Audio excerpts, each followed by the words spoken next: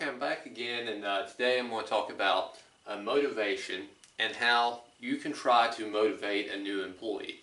We've been talking about new employees and people that are coming on for a seasonal position, um, or any new employee, and I want to try to relate the motivation to that new employee. So ways that you can communicate to your new employee and help them and motivate them in order to be successful.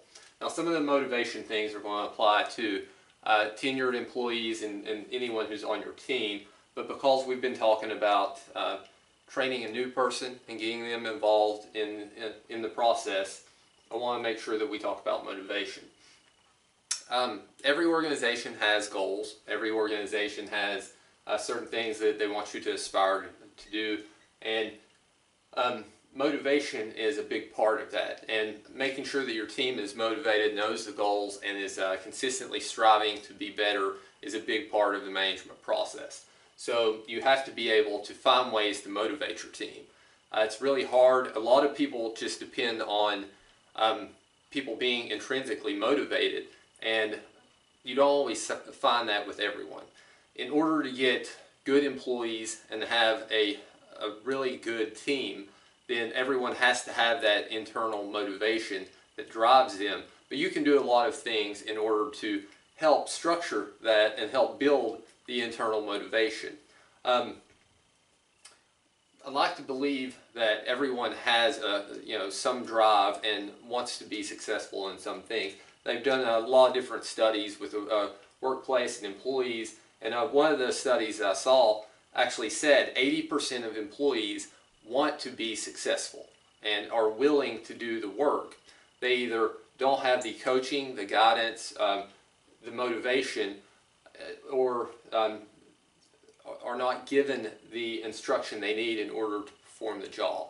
But it said that 80% of employees actually want to participate and do a good job. People don't normally start things and participate in things with the intention of failing. So for the fact that we generally assume that people aren't interested or don't want to do their job, that's probably a failure on our part as a leader if that's the mentality we have. So you should think that everyone on your team wants to be successful. They might not want it as bad as other people, but if you give them a task, more than likely they want to make sure that task is done correctly, which is why we talked about communication and making sure that everyone understands what you're trying to communicate to them. If you're not communicating clearly to them, then they're not going to understand what you want, and even though they might have the intention of doing a good job, they're unable to do that because we're not communicating clearly. So once we get the communication down, let's see if we can find ways to actually motivate them to do a good job and ensure that if it's a new person and they start and they're one of the, part of that 80% who starts with the intention of doing a good job, that we keep them there. We don't want them to fall to the 20% that doesn't care. And I'll talk about culture in this, and I think a lot of that has to do with the culture that you have. So first off, and these are all motivational theories. A lot of it has to do with psychology, and their key points from psychology. But I want to go over five different psychological aspects that drive motivation, and then ways that you can maybe relate that to a new employee, and how I would structure it and explain it as far as our workplace. So first off, expectancy theory, or expectancy motivation. And to me, that would be having the expectation that you're going to be successful, and that whatever you do is going to make the outcome that you want.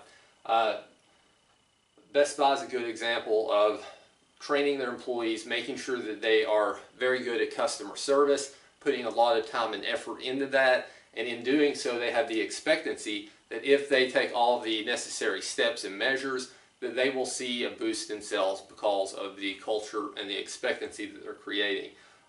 You see that with a lot of companies who are very focused on customer engagement, on customer needs, and trying to make sure that they are experts in the field. If that is the expectancy, that anytime they interact with a customer, they'll be able to answer all their questions, meet all their needs, give them the resources they need in order to make that sell, then it's a lot easier for the person who is selling the item to be comfortable doing that and have the expectation that they're going to be successful. So just setting the expectancy that you're going to be successful, giving everyone the tools and making that the expectation is a way to motivate people, because that's the standard. And if your standard is to expect to do it, then it's almost the single motivation that you need, and it will almost take care of itself.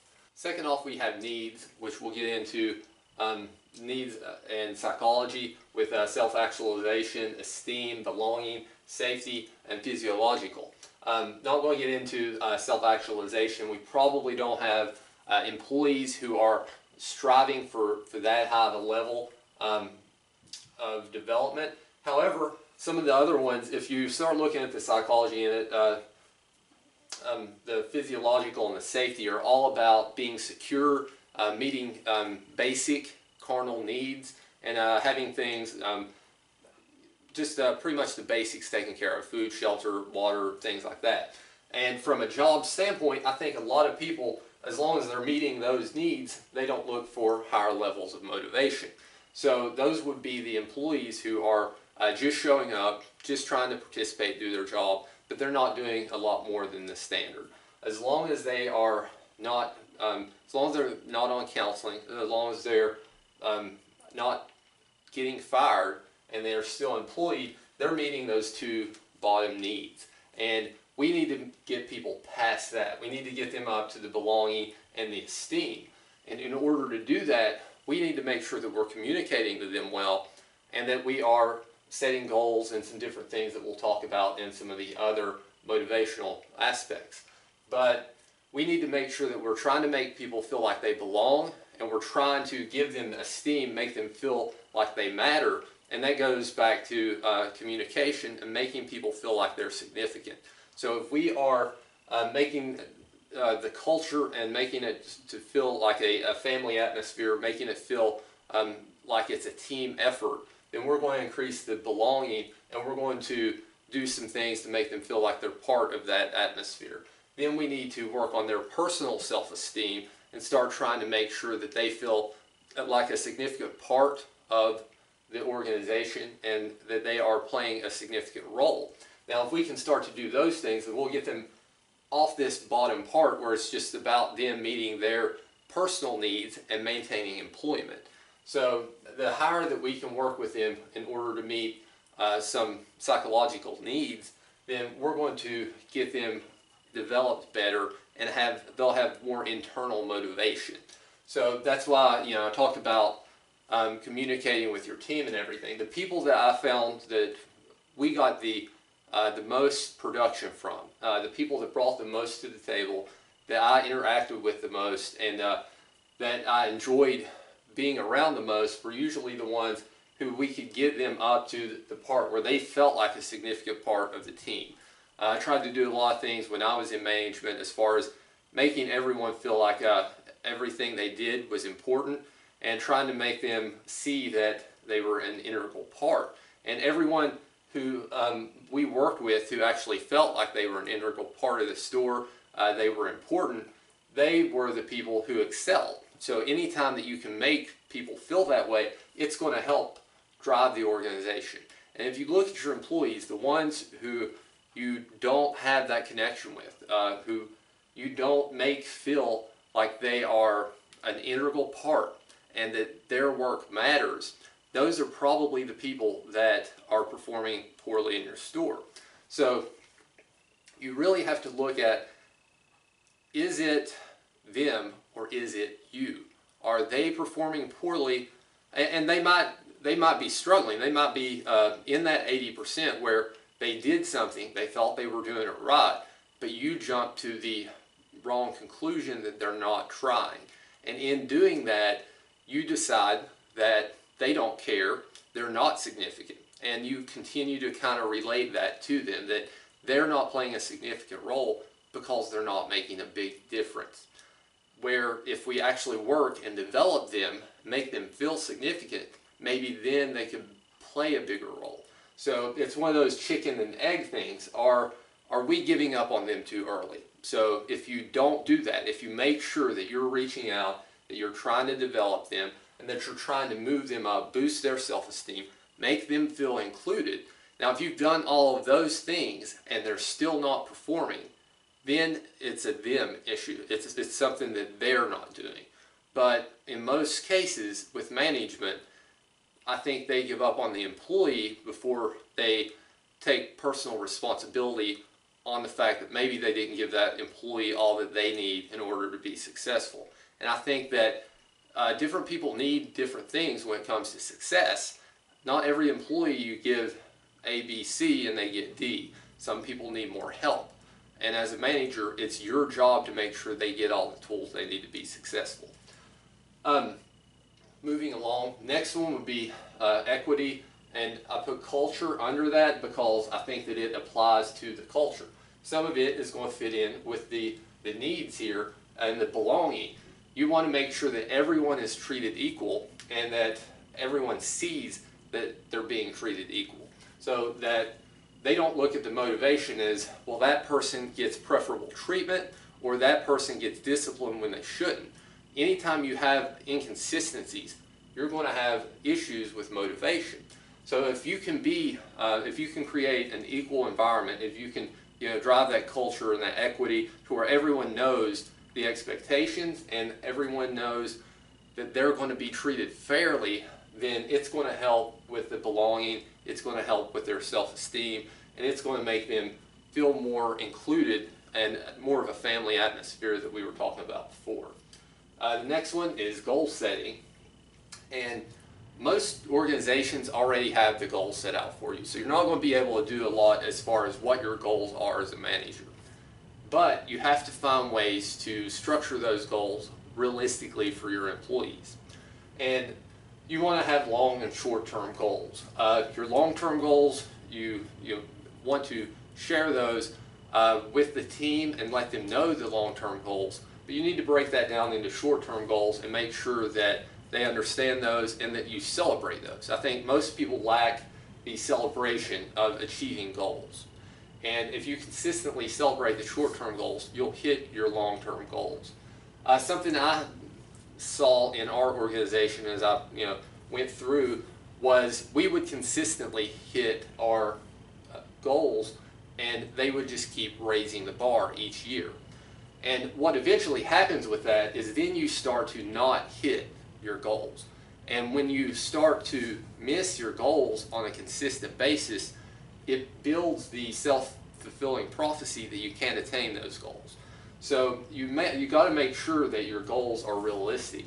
And I thought that we would have been well suited as an organization to let people build up and then cut back and then make realistic goals again and then continue to build up from there. I related it to fitness. If you're lifting weights, you're trying to get to a certain weight, then you would want to build up, we'll say, to 300 pounds. So let's say you build up to 280 and you don't get to 300. Well, if you just keep hammering away trying to get to 300, you're going to plateau and you won't hit your goal. What you actually are better off doing is resetting, bringing your goal, your starting point back down, and then working up again. And I think that as an organization, if we done that and could see that we were consistently hitting smaller goals again, then it would give people the internal motivation to keep striving toward that. Where when you consistently fail, people will not chase a goal they know they can't hit, which is why you have to make sure that you have realistic goals. So however small you need to break the goals down for an individual, do that. If you have organizational goals, you're not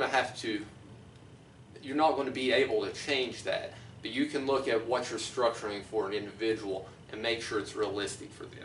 And then any time that it's not, you need to understand that and then restructure. But the more the more consistently they hit a small goal, the more self-esteem they're going to build and the more they're going to try to hit goals.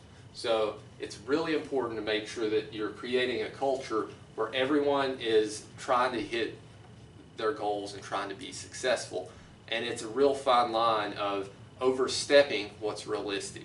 And if you make sure that everything's equal, you're building that culture, then it's going to help with that goal setting. The last one that I wanted to talk about is learning theories, and it's all going to pertain to the culture also. With learning theories, there's operant conditioning and different things, which is positive and negative. So if you're giving positive reinforcement, people are going to learn from that. If you're giving negative reinforcement, people are going to learn from that. So pay is a way that you could look at as positive reinforcement. And if you ask a lot of people why they do their job, you're probably not going to get pay from the successful people. There are other things that motivate them to do their job. So don't think that rewards and punishment is the driving force in most cases, because it's probably not. Those are things we need to try to utilize as a way to build the culture. So you don't want to consistently give rewards for everything and make it just about rewards. That's what happens in the school system, and that's why some of the people, once they get into the workforce and they're not getting that consistent reward, or they're not getting the fulfillment from a reward, that they struggle. So you have to find other ways to motivate people. Now, it can be a portion of that, and it should be. We utilize positive reinforcement with our goals most of the time, and in order to do that and build a culture that way, that's fine. But you want to make sure that you're trying to utilize those in conjunction with some of the other motivational things. If it's just those that's driving it, then when you don't have the ability to give the reward, are you still going to get the result? And you need to be able to get it with or without the reward.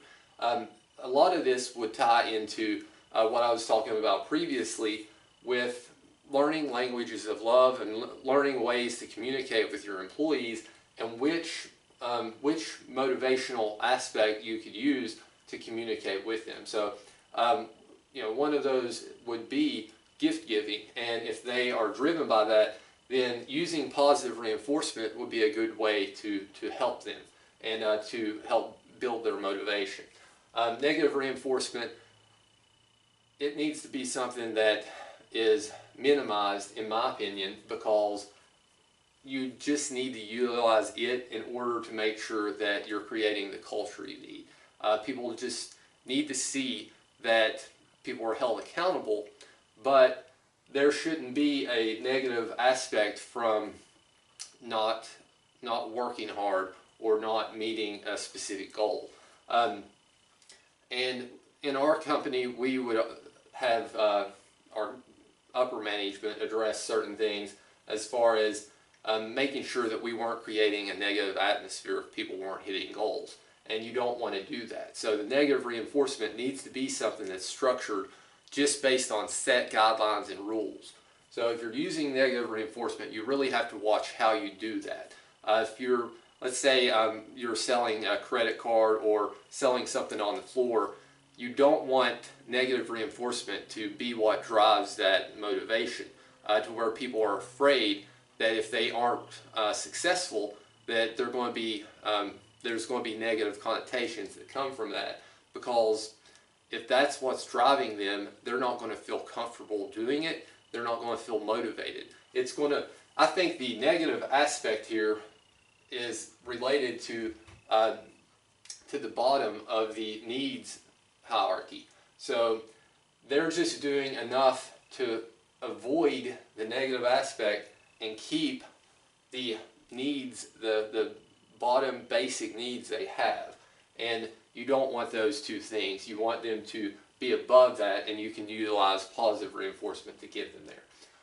Social learning theory is about seeing others and how they're viewed and learning from them. So learning through observation, and I think a lot of that goes to the culture and the equity, and that's why I think that culture is so important. It's also why I think that having a very strong supervisor in a department or a very strong manager in a department is so important. You need someone who is driving the culture and is a great example, giving positive reinforcement, building self-esteem, and building the culture that you need in order to be successful because of the social learning theory, because people are going to learn through observation. So if you have someone who drives results, someone who really wants to be successful, and that's the expectation they set. So from the beginning, we're going to hit our goals today, this is what we're going to do, and that energy bleeds out into the team, then that culture is going to motivate people. So building that culture, that person letting the team know that they care about their performance, they care about their results, they want them to succeed, they want the team to succeed. Having that motivation, having that drive is going to build your culture, and it's going to build your motivation as a whole. Okay, so now that I went on all of these 5 parts, let's talk about real quick how we can go through this with a new employee. So utilizing these motivational tactics, talking with a new employee, we want to first make sure that we give them the expectation. So the expectation, whatever it is, this is what we expect from our team. Once we give the expectation, that's helping build some of the culture. That's helping show, yes, this is what we expect. This is how you should handle yourself with a customer. This is what we expect our team to do. The second one, teach, communicate, and build confidence. Those are ways that we can make sure that we're giving them the belonging, the self-esteem, and that we're communicating to them. We're showing them that we value them as an individual, that they play a significant part in the role of the organization. The third is to show the equality. Once again, it's a team. If they're seeing that we treat people equal and that we are trying to make them feel like an equal, they're going to feel more valued and they're going to want to contribute. Number 4, set our goals. So we're going to set the goals. This is what your expectations are. We talked about our expectations as a team. These are your specific goals. So the company might have a goal, but make sure you communicate their goals and make sure that you share, if you're using positive reinforcement, how you're going to reward them or how you're going to celebrate that they're hitting those goals. So we need to make sure that we're setting those goals, talking to them about the importance of those goals and making them understand the significance. And then last, we just want to make sure that the culture supports all of these goals. So the last, it's not really something that we're going to be doing specifically with the new person, but our culture has to support everything that we communicate to that person. Because once we walk away, once we're not coaching them, we're not there, everything they see, they're going to be learning from. So they have to learn from that culture, and your culture has to support the things that you communicate to them.